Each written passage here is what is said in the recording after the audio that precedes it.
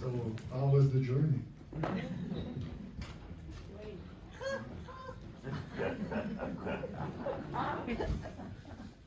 The nice artwork is by the wife of Serge. And he also brought his baby along. She's right there. An applause for the baby.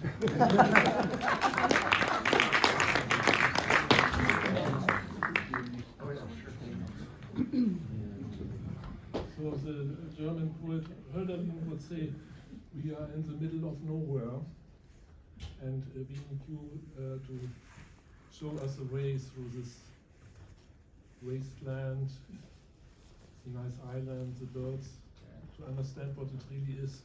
Yeah, sure. So what you have seen is like one of the largest colony of gulls in North America, of ring-bill gulls. They come from the Gulf of Mexico and they go nest on this specific island because there's a landfill 6 kilometers away, which is very near for them, and so they can find food easily for their young. So that's about it. This is the ecosystem that you've just seen. Yeah. And so in the landfill, they are a sort of pests, and so a falconer is there to kind of manage their presence, which is kind of working, but not always. Yeah. And what is the reason why they don't want to have the gulls eat the garbage? Yeah, that's a good question. There are several reasons. One is the security of the workers, because when they're working in these big machines, the gulls just block their view, and there's some danger of accident there if they don't see. There's also biosecurity reason, because they eat in garbage, then they go in the river and they spread like some bacteria or disease.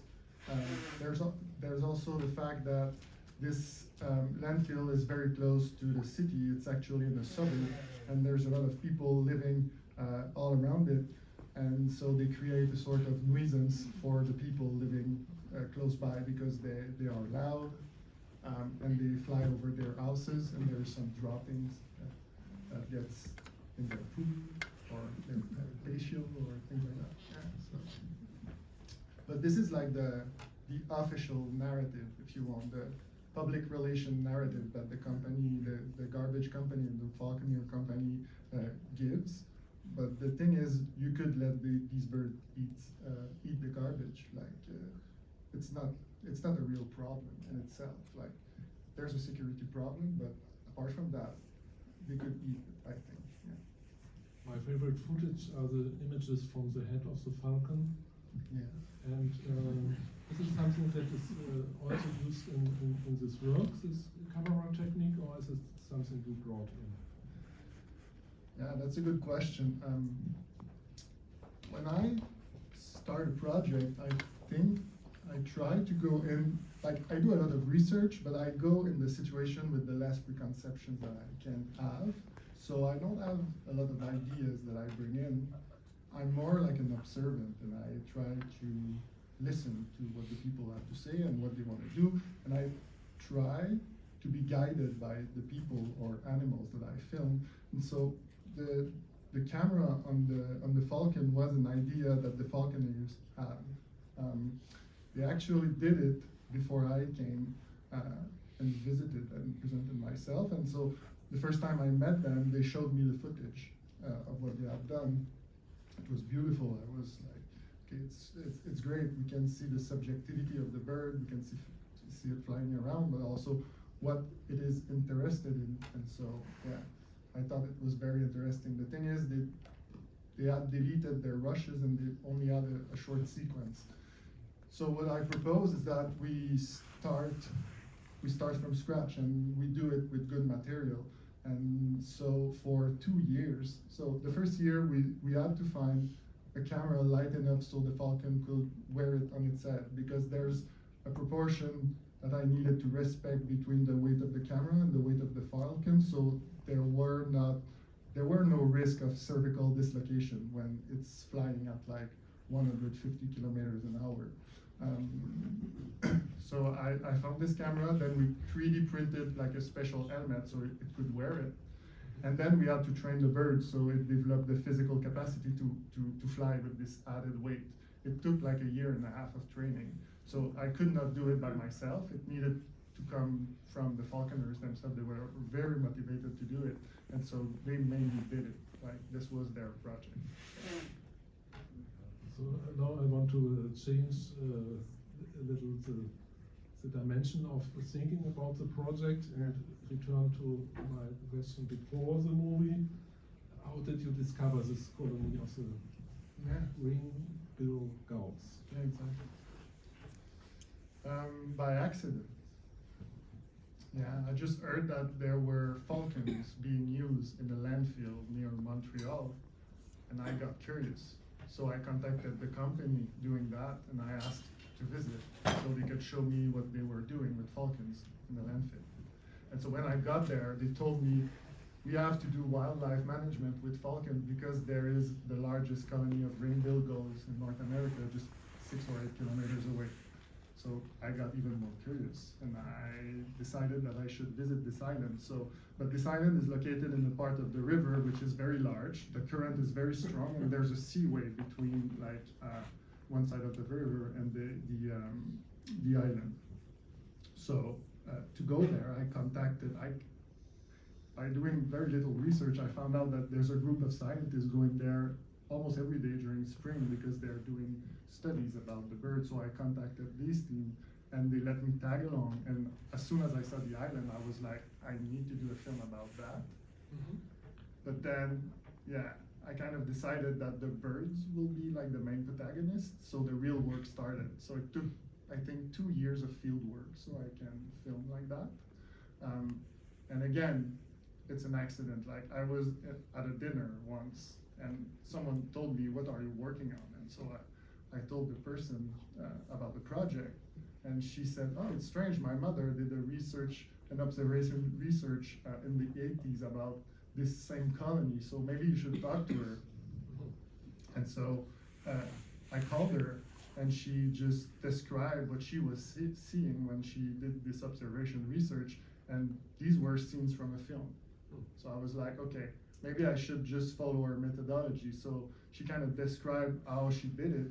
She built a blind on the island before the birds arrived in spring, so they get used to it and they build their nest around it. I did the exact same thing. She even sent me pictures of her eye, so I can reproduce it on the island. And yeah, the only difference was that the opening to see through the blind was at eye level for her blind, and mine was at the eye level of birds. Yeah. Among the decisions you made for the movie is one decision that it is not in black and white, because birds can not see any colors, as I learned it. Did you know it? No, I don't.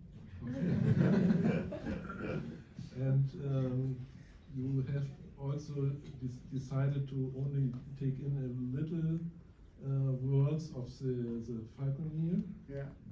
And in Germany we have movies similar to your movie, Okay. because we have an island similar to this also in the river Elbe. Yeah. It's also maybe 30 miles down our river. Okay. And there are, I think, 4 or 5 movies about this colony, and this is always the bird protectors. Yeah. In Germany we call them Ornis. Then they tell all the time over the movie in a voiceover what we see and why we see it, and that the species are endangered and so on and so on. Why did you leave out all this? Yeah. Good question. My goal was to touch the perspective of these birds, and so what I usually think about wildlife animal, but just film in general, the non-humans are sort of backdrop to the story. They are part of the environment around which we follow the human story. And so I just wanted an inversion there. I just wanted to do an inversion, and I wanted the animal to be front and center, and the humans to be in the backdrop. So I didn't want to not show the human presence. So they are there, they speak, but still it's ambiguous. And the reason I did that is because I really wanted the people to decenter their own gazes so they can touch the perspectives of birds. And I don't know if it worked for you, but yeah, this was my goal. So the good thing about it is that now it is a movie that is really in cinematic language, and it is also like the music we hear, but normally it is... Yeah, there's no music also, because I didn't want to end with with humans' intention to the film. So no music, almost no dialogue, and no voiceover. Yeah. Yes, and the birds, they are communicating. Yeah. And did you dive into this? What their articulations mean? And absolutely. Okay. When I was filming, I spent, I think I spent 120 days of shooting into this blind over 6 months. Wow. And so I kind of started understanding what were the intentions and emotions, but even I started to recognize the voice of certain individuals while I was there. And so from a very intuitive way, I started also to understand what they were kind of saying when they were calling, when I was there.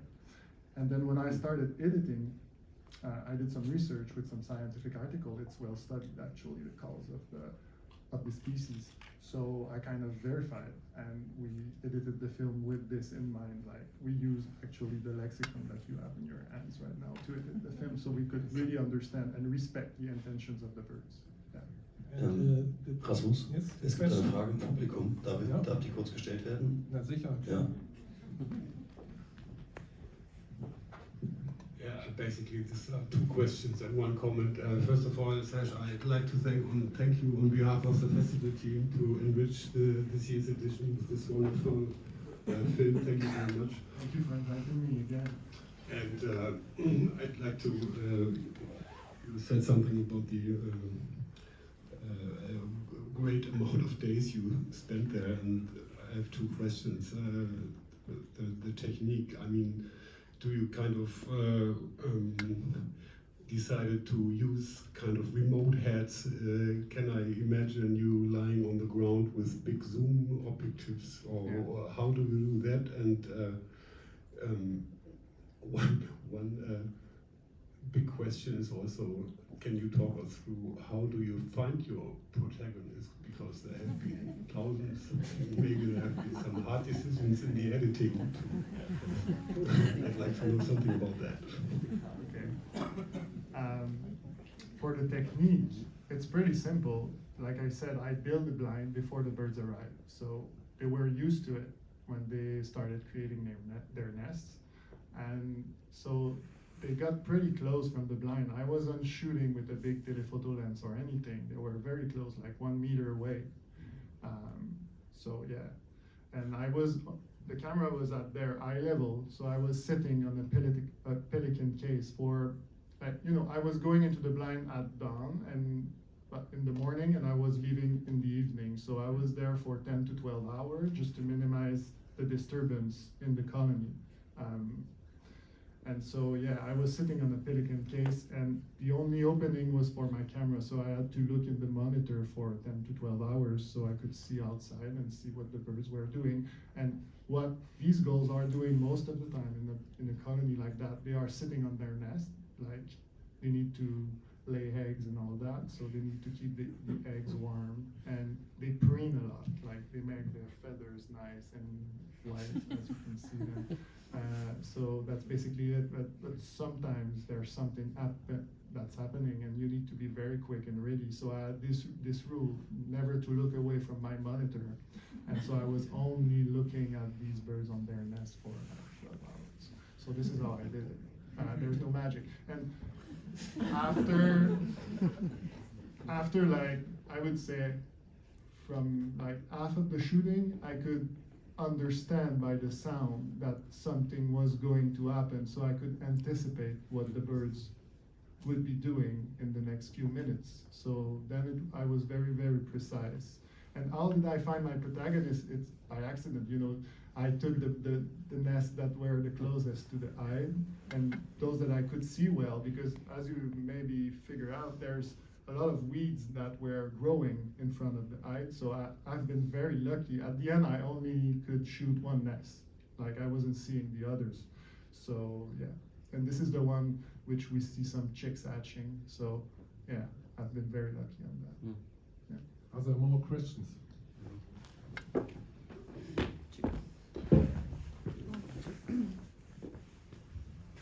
Yeah, also thank you very much from my side. I really dug very deep into the observing of the birds, and I really liked the scene when the human enters the first time and puts the stick in the nest. And but I was wondering, because I found it very brutally also that the bird in the end was murdered, and I was wondering how you felt about your protagonist being murdered at the end, and how you. There was one scene where you followed actually the bird with the blue head flying above the wasteland, and I was wondering how you did this. Like how would you find this bird among thousands of birds in the air? Yeah, it was pretty sad, and also I knew it from the beginning that they would kill it. But well, I didn't ask for anything. I was just there. I knew it, and it was sad. But then this is what happens, and I think it's violent. It's true, but I think we tried to show it in a non-spectacular way. So yeah, you can intervene. And what are they actually testing with their organs? Yeah, they're testing for contaminants. They try to measure the level of contaminants that they have into their organs. They're trying to find out the effects of it, which is very hard because it's like a cocktail of chemicals that they have in their blood, in their brain and everything. So it's very hard to pinpoint which contaminant has which effects. But yeah, this is what they're trying to achieve. Coralie that you have seen, she's specifically trying to understand what are the effects of pollutants on the use of energy of gulls flying, I think. This is her PhD. She's not finished yet, but she will finish in the next few months. This was the first part of the question, but what was the second part? Sorry. How you found the gull with the blue head in Another the air. great luck, but in the rushes, basically. I didn't know that. Like, it goes so fast in the landfill. Especially, there's a scene where you see a gull with a blue head in the trash. It's looking at the camera. So that specific gull is the exact same one that I shot in front of my eye. Like, because they were painting a lot of blue heads on the gulls in the colony. They need to recognize them to get them back, as you saw. But this one was the one I was shooting. I know it because he has a small bumps, and he's a male. He has a small bumps on his beak, so I could recognize him. But when I was shooting, I did not see that. Obviously, yeah. But it's not. There's no trick there. It's the real bird. So yeah, it's really. I was very lucky. Are there more questions? I think. And I just want to. It was like the most beautiful day of editing when we found out that bird in the trash. I was like, I don't need any effects. It's there, and we were like crazy happy. I learned by preparing for the conversation that your first movie was about a slaughterhouse. Yeah. So this is maybe also a link to understand why you show something like taking out the organs. Yeah, but actually this film we didn't see inside the slaughterhouse. We were only outside of it. Okay. I have 10,000 questions. Thank you very much for that. It was a super experience to see this film finally in the cinema. I will ask only two of them. The first is, where do these girls spend the other half of the year? And have you did you research about this place as well? And did you never stay overnight and see what they to observe what they are doing at night? Yeah. They go. How do they sleep? Where do they sleep? Like just there? Are they ever quiet? Yeah. For the first question, they go on the east coast of North America, so along the coast of the Atlantic to the Gulf of Mexico, and so this is where they spend our winter basically, and they come back in March and they stay until July or August, and they go back. So they're only in Montreal and on this island for having babies, basically. Yeah. And did I try to stay at night? Yeah, I really wanted to do that, but my island was very small. It was like 6 feet by 6, so I could not even stand up in it. And so I really wanted to do it, but yeah, I did not know. It didn't happen for a few reasons. My captain was, how can I say that and stay polite? He was a beginner, and I didn't trust him. So I didn't want to stay on the island and be stuck there for a few days, let's say. So I was, yeah. It didn't happen. I'm very sad that it didn't happen, but yeah, I really wanted to do that. But I've been there early in the morning and until late at night.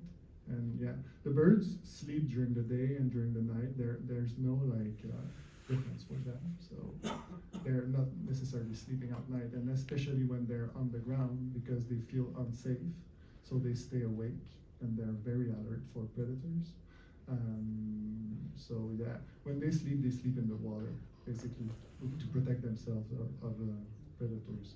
So yeah, it's beautiful. Before they have their nest, they come on the island only in the morning, and so they arrive on the water.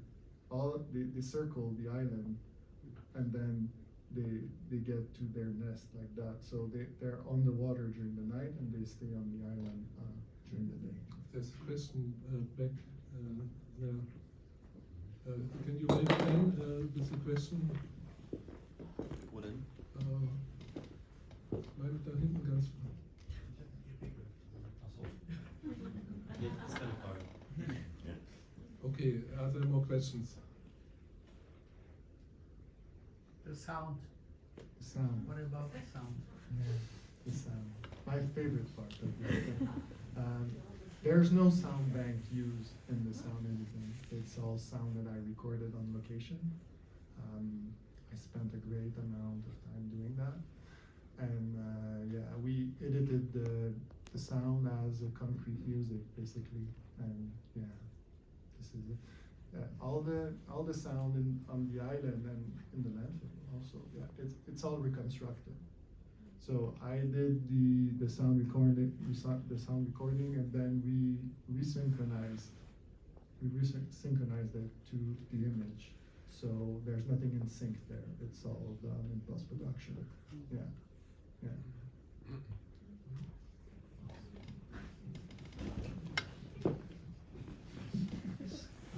So what was then the Foley artist doing that was in Yeah. the credits? Yeah, we needed a Foley artist, especially for the feather sounds, which are very, very low.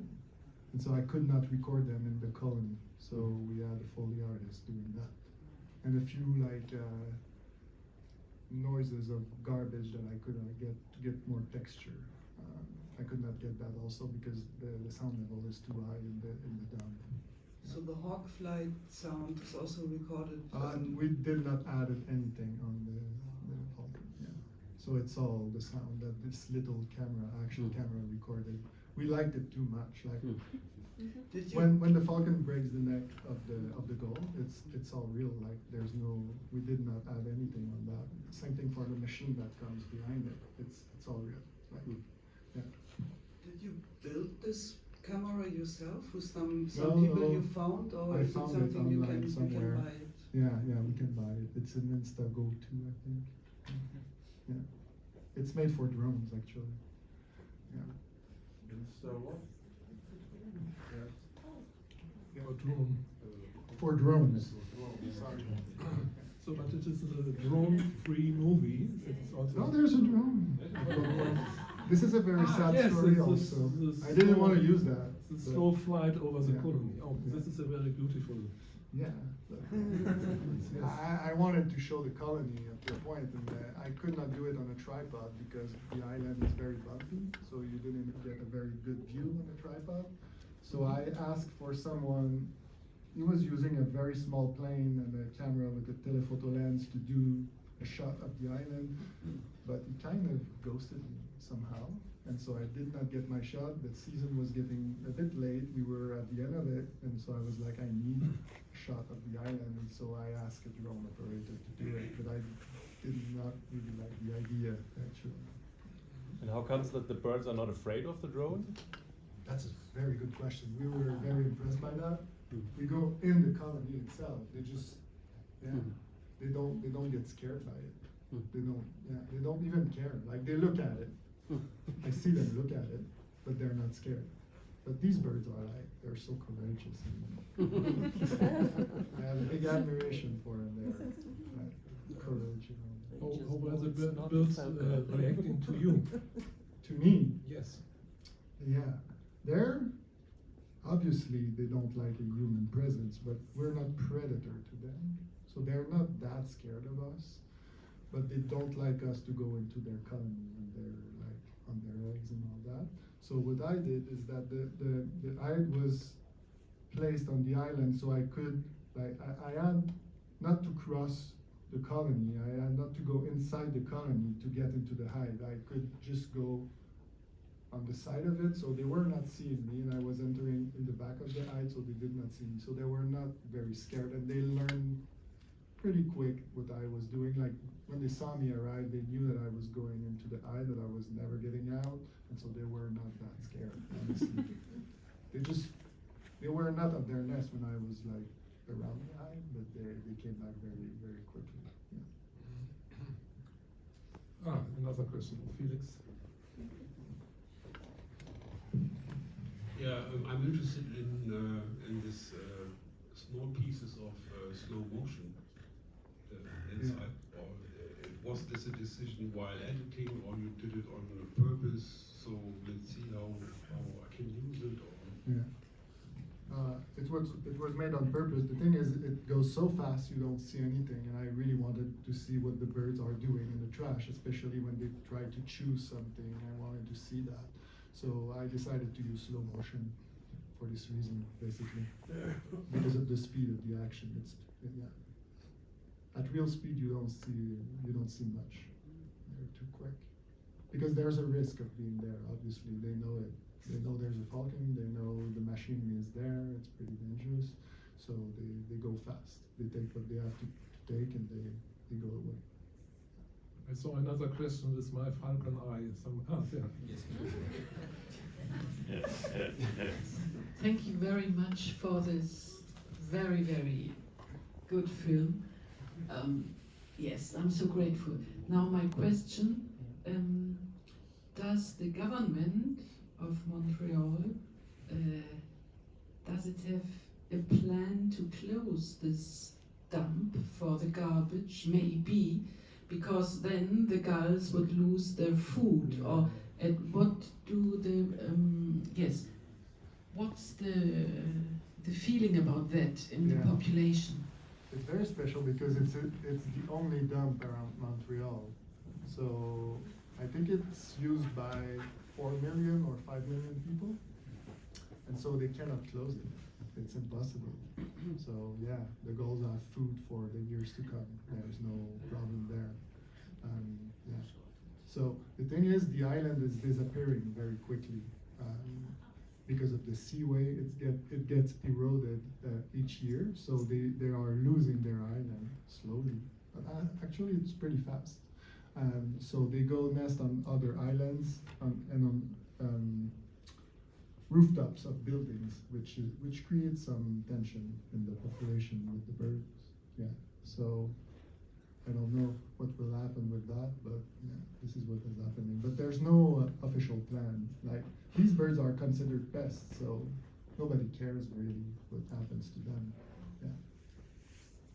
For example, I don't think I could have done that with a more charismatic bird. They would not have let me go into their colony while they were breeding. But because it is considered as a pest, even though it's protected, I had to do a permit and all that, but it was kind of not easy, but not that difficult. I thought of also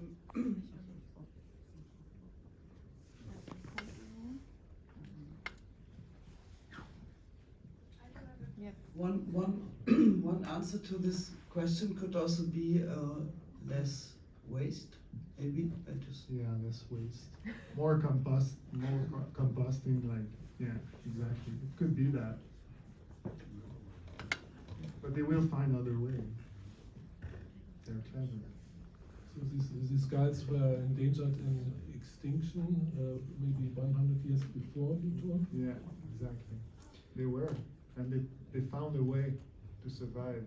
They weren't near extinct because of human encroachment on their nesting habitats, and they were also hunted for their feathers and eggs. People were eating their eggs, and so yeah, they almost got extinct because of that. Then there was a bill voted between Canada and the United States to protect all the migratory birds, and since they migrate, they are protected. And it is at this moment that they kind of find a way, another way to live, and that they started frequenting the landfills. Yeah. There's another question. It's a bit silly, so please forgive me, but I'm curious if you use the calls yourself, like for instance as a new parent, if you use the wah for changing parenting roles. It's a good idea. That would be a great code, but no, we don't do that. Yeah.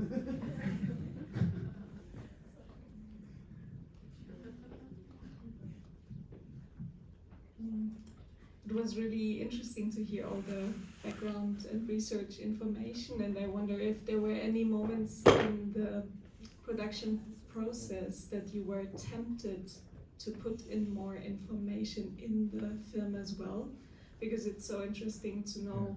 I mean, of course we have these like texts in the end, but there's so much more than that. I could not resist putting text. Yes. Yeah, that was not planned from the beginning. Yeah, no, I didn't want to do that. Another filmmaker can do it. If you want to do an information film, that's totally fine. But no, I really wanted, like, what interests me in cinema is just to experience situation with other beings, whether they are humans or not humans. And so I really wanted to try to make an observational documentary with wild animals, and this was something I had in mind for a long time. So no, but yes, it's true that there is some very interesting information that could be added, but yeah, it's another film. Yeah, but something you decided to add, so there is already this balance. I kind of Thank you. But it's at the end, you know. You have it at the end, so it's something that's maybe stays with you and that you can think about the context of the film and the situation, but when you're experiencing it, you're really with the birds, and you don't have added information from any other human. So, yeah.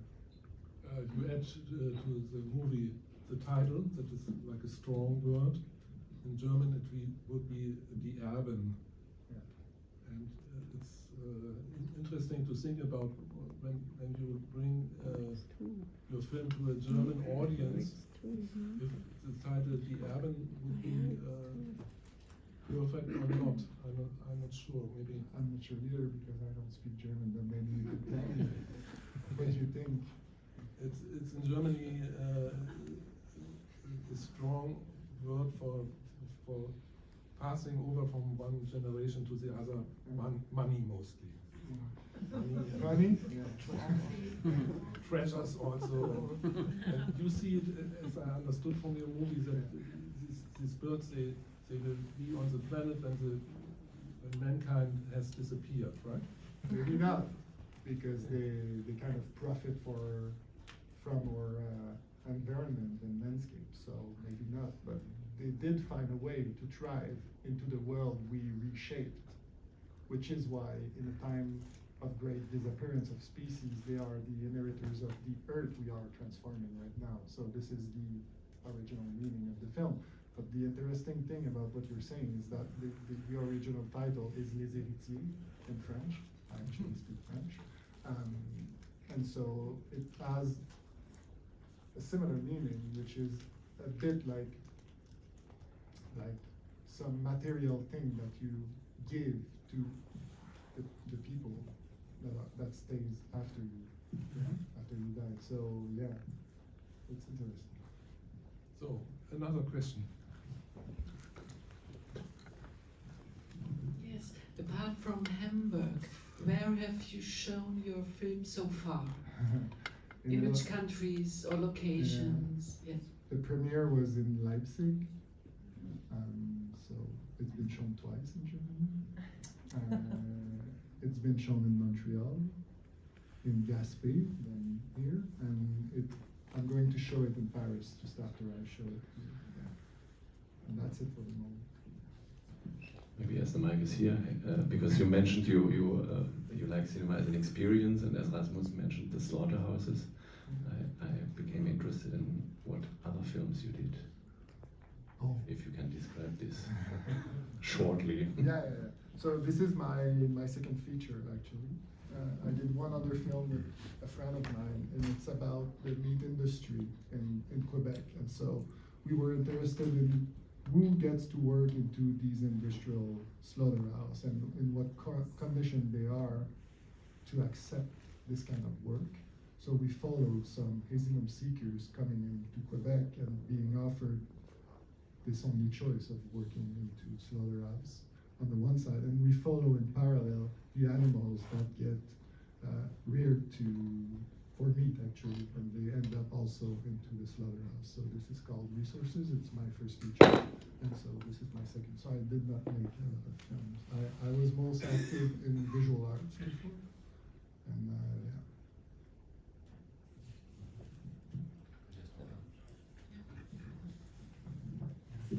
So this brings me to the question, what is the relationship between the life and times at Baby Island and, on the other hand, Hitchcock's Birds? Are you an anti-Hitchcockian filmmaker? Are you doing revenge? Are you rehabilitation of birds? What is... Because you were mentioning the slaughterhouse. Yeah. That's I honestly didn't think about it. I know about it. I know he used actually for the footage of the birds, the seagull we see in the birds, it's in a dump. So near, I won't name a city, I don't know, but I know it's in California somewhere. Yeah, but I did not think about that, honestly, about this film for making mine. So another question.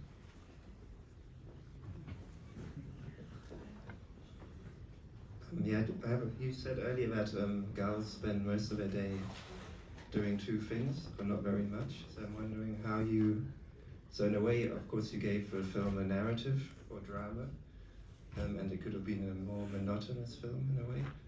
How did you decide in the edit what kind of rhythm to give it and which dramas to highlight and what kind of narrative shape to give it? Yeah, I really tried to follow my experience on the island. Yeah, I was seeing like mostly birds preening or sitting on their nests, but there were other things happening, and obviously the film is just 1 hour and a half, so it's a sort of condensed experience that I had on this island while being with these birds. So the narrative, it kind of appeared very naturally. Like it's basically the chronological order of what I had observed and the steps of their reproducing cycle. I did not invent anything or trick anything on that. It's the order that they do things. Yeah, so not very interesting, honestly. It was very like, the challenge was that we had like 200 hours of footage. So it took us like 2 months and a half just to view it.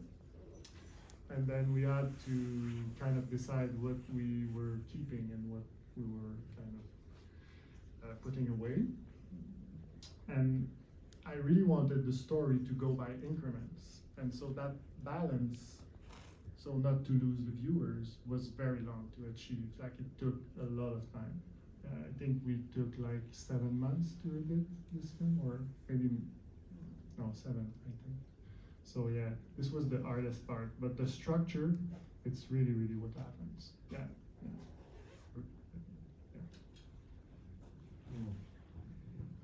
If you have 2.5 months of footage left over, do you throw it away? What I wanted to do from the beginning, I knew that I would have a lot of hours of footage, because when I started shooting, I did not know what these birds were doing. So it appeared a bit like it was chaos. So I was shooting a lot. I was always rolling the camera at the beginning of the shoot. Then I started to understand, and I could be very precise in what I was shooting. But what I tried to do when I realized that I would have a lot of hours of rushes, I contacted some scientists and I asked them, do you want me to use a protocol so you can use my image afterwards for your own research? And nobody was interested. And yeah, it's pretty sad, but I think you cannot measure it, you cannot put numbers on it, and you cannot reproduce it. So yeah, they were not interested. It was not like real science, and so yeah. So the rushes are just on hard drives, and I keep it, of course, but yeah. So, more question? Do you have an ornithological background from your training, or No. did you have you been a birder before? No, With other species? Or? I have not, no. What I have though is a formation in sociology and anthropology, and my area of interest is human-animal relationships. So it was not the first time that I was doing a sort of ethnography of humans and non-humans together in a situation. So I kind of applied the same approach to these birds. So I know very well gulls, but not birds in general. I get interested by some species in specifics. So I don't, I'm not a birder. I know birds, I really like birds, but I'm not like a specialist or anything. Yeah, I had to learn everything. And I had the help of at least 2 biologists that were specialists of gulls. So I could kind of understand what was going on. Are there any bird specialists here? Or gulls. No? Nobody? Okay. You wanted to continue with the question. I'm a little interested in the contamination levels. Did they change? Do you know anything about it? How that changed through the years, and for how long do they do that research already? Oh, the research itself? Yeah. It's been going on for 10 years, I think. Yeah. It kind of proved that the contaminants were coming from the air. So the birds get exposed to it by being at the dump, and so the dust with the contaminants gets into their feathers. It's and not then in the garbage itself. no, comes it's not from the when air. they eat. It's it goes on their feathers, and when they preen, they Oh. eat it, and then they get contaminated. And they're trying to, first they identify the contaminants. These are, like she said, flame retardants, and now they're trying to kind of prove or find what effects it has on the birds, but it's, like I said earlier, it's very complicated, so they don't get at anything. But you know, these companies are really good at just changing a molecule in the chemicals, and so they rebrand it. And so even though, like these ecotoxicologists, when they will prove that X contaminant has X effects, the company will just change the name of it, and you need to start over. It's very depressing. Yeah. So, one more question.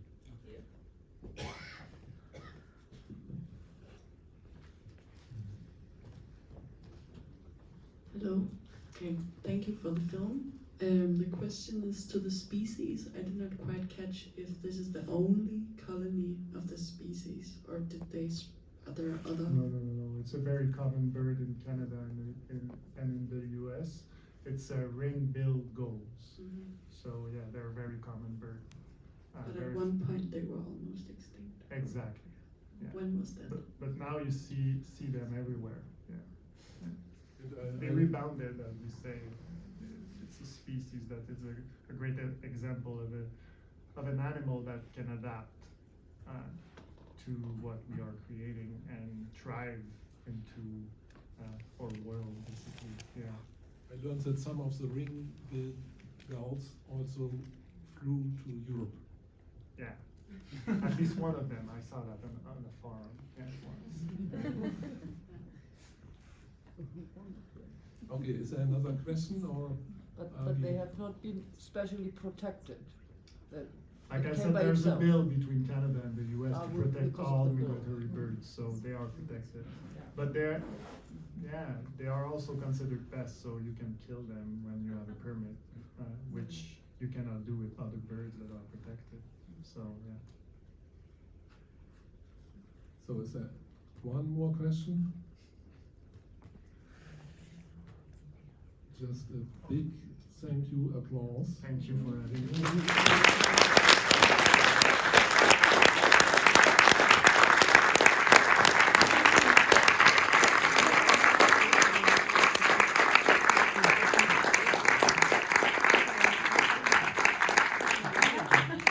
How can we make a photo with all of us, like saying goodbye to you and to all the guests and to the festival? Super idea, maybe out in the garden. Maybe outside. And everyone has to have a bird in front. Okay, we leave to the garden. Johanna, kannst du ein Foto von mir machen? Das war's.